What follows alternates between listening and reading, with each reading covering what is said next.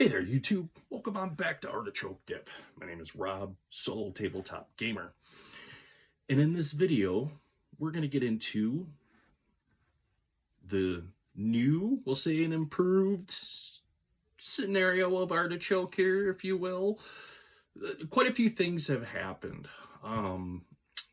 Life-altering changes, we'll just say, that had shook the foundations of what everyday life used to be for me. And I've been given a second chance. It's almost like a gift from God that it's time for me to reinvent myself and move forward. And during that time, I had a lot of time to think, lots of times to think about different things. I wasn't tumbling dice, moving minis, or doing anything like that, but I did have a lot of time to think. One of the things that I really thought about was this. Why did I start the channel? Why was I having such a hard time engaging and wanting to make content and do things like that? And then I came down to what it was. It was the fun. When I started this channel, it was about fun. I love gaming. And that's why I purchased the games and I play the games. But unfortunately, just like everything else, there's so much just, I'm going to say, hate, assholishness, if you want to call it that, infiltrated the gaming hobby.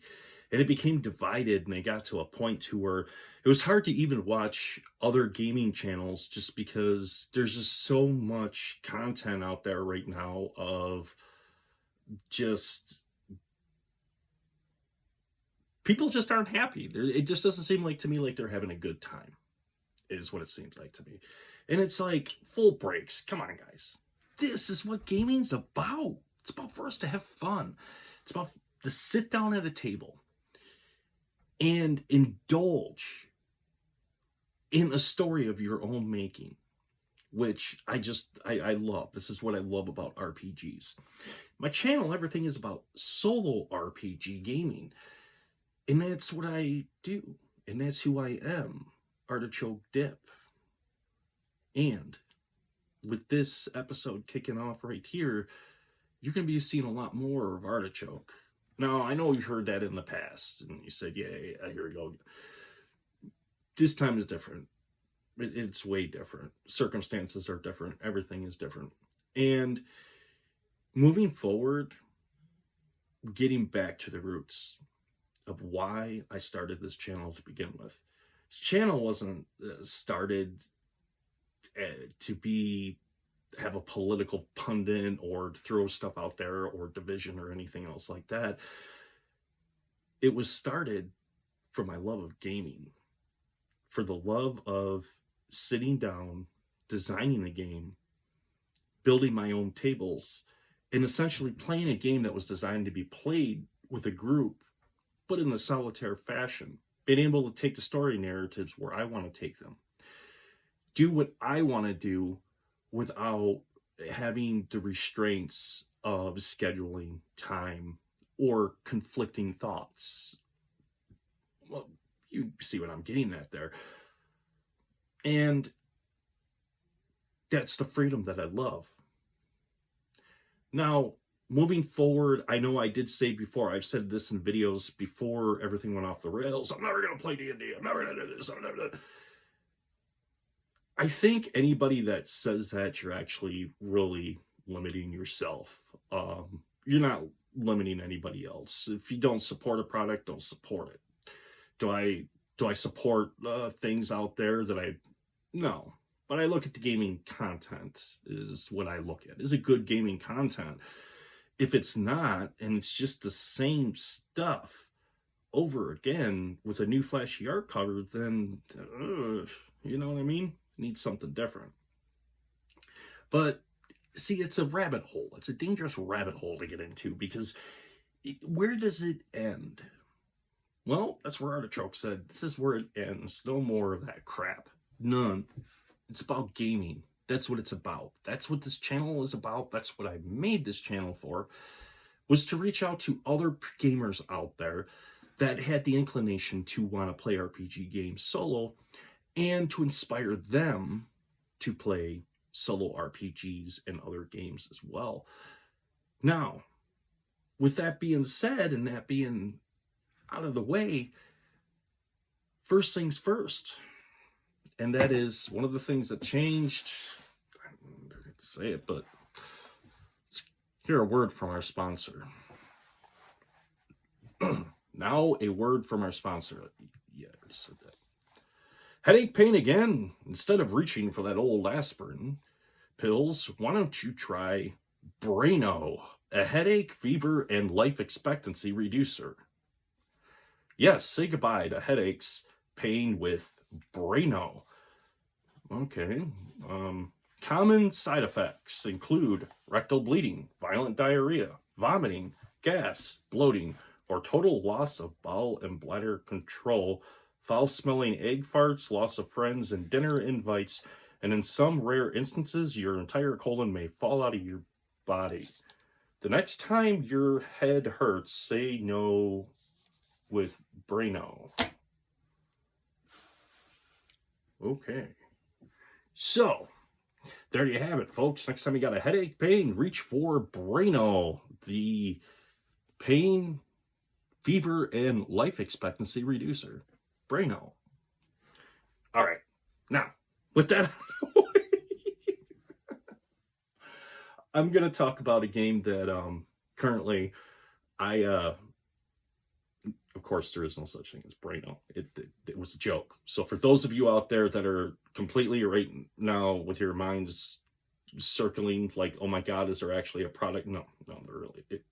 I made that up. Anyways. So one of the things I can say, one of the games that I got into, and I love it. I really do. It's a fun game. It's a simple game. It was designed for solitary play. And it's funny. The main core rule book, like a lot of other games out there, where it gives you the basics of the game. And then, from there on, if you want to expand it, you can expand it to your liking as to how much you want to add to it. Or like some people might say, pay to play. Which, let's face it, at the end of the day, every game is pay to play. It's entertainment, right? I mean, duh. But one of those is this one right here that I had a lot of fun with. And I'm still having fun with, and I want to show you guys a way to have fun with it too. But the thing is, with this game, is you really want to explore the extra goodies that they have out there to expand it. And once you do, you'll be amazed at how really detailed of a game it can be, yet simple. Just so simplistic. It leaves a lot of room for you to be able to explore character development and creation. And it, like me, as you can see, and you've seen this in my videos before, I love using three-dimensional terrain and minis. So I want a game that's going to be quick game mechanics, constantly keep moving forward, because I want to be tumbling dice. I want to be moving minis. I want to be setting up my three-dimensional battlefield to be able to play this scenario out on, but I don't want to be bogged down with a bunch of heavy rules. And that's the one thing about solo play. I talked about this in many videos before, and it's still true. It still holds true. The simpler the game system is when you're playing solitaire, believe it or not, the smoother it runs and the easier it is. The far more complex it is, and the more bookkeeping and referencing and everything else that you have to do, it tends to bog it down.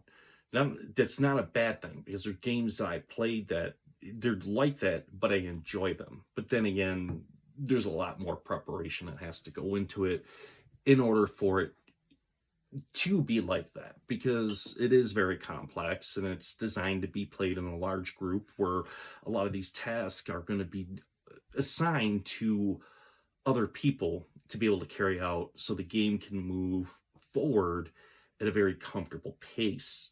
Whereas when you're playing solitaire, well, you're going to wear many, many, many hats. Now, that game you may be thinking is this one right here, and I can already hear the sighs out there. But I'm going to show you what I do different and how I do it. That game is right here, For Against Darkness. Now, I know what you're going to say. This is an old game, or some people say it's not even a role-playing game, or what. It's nonsense. It's absolute nonsense. That's just their perspective on it and how they feel about it. And instead of just saying, I don't like it, you either like it or you don't. That's just the way it is. There's really no in-betweens. But I can say, when it comes to this game, I like the fact that you have a lot of freedom to be able to add in these extra add-ins and kind of really flesh out your characters and what you're able to do with it. Now, yeah, For Against Darkness, very simple game. It's a very simple game. But here is the snafu, we'll say. Okay, any game you play, solitaire or in a group, I don't care any of these. I don't care if you're playing this or you're playing the most modern version of Pathfinder, or you're playing 5e or Castles and Crusades or RuneQuest or Traveler or whatever it is, whatever, I'm just rambling off different titles here. Whichever one you play, those are just game mechanics. That's all they are. It's basically a tool put in there to help your imagination be able to move the story forward so it doesn't grow stagnant and boring. So it's literally a tool. But hence, there's a word in there that I think a lot of people underestimate when they go into gaming, and they get lost on why it's not enjoyable for them. And that is imagination. Imagination is the huge part to this. Now, I'm not theater of the mind 100%. There's people out there that enjoy theater of the mind. I played theater of the mind. It's great. It's fun. Me, I'm a little bit more of a meats and potato guy. I want some more sustenance to my gaming. So, like I said, I like my minis and my terrain and be able to build battlefields and be able to put into that as well. But hence, getting back to this is just giving me a rules reference. This is all this is. It's just a tool in the toolbox to be able to play the game. And I'm going to get into that and show you how I actually do that. But without further ado, let's get into the little goodies I have to add on to For Against Darkness. Twisted Hordes. Now, this is a very, very cool one. Gives you some very interesting treasure ideas. It's a D100 percentile system in here. So not only for Against Darkness, but you can also substitute this for a lot of other retro clones, stuff like that. It could be a great source to add into those. This one right here, I have yet to use this one. And I picked it up, and I have not yet used it, have not made a magical class yet, because it just kind of went against the story idea that I had. But this is called the Ominous Opus of the Occult and the Obscure. And this is just a compilation of far more spells that you can add into the game. Whereas the original game, you're just given a few basic spells that spellcasters can use, and you're kind of limited. You're limited to the point of imagination, because, if you look at it and how basic the spells are, you can make your own spells very easily. If you have any type of other gaming material, you can always pull upon them for inspiration as well for new spell list. But the other one that I picked up, because in the core rule book, you're limited on your final bosses. You got a few final bosses, but let's face it, after you have gone through and you've defeated them bosses, you defeated them. And there's only 6 of them. So, if you lived in a perfect world, after 6 game sessions, you will have defeated all the bosses. At that point, the game kind of shrivels up a little bit right there. That's where this comes in. And this one is excellent. The Twisted Final Fights.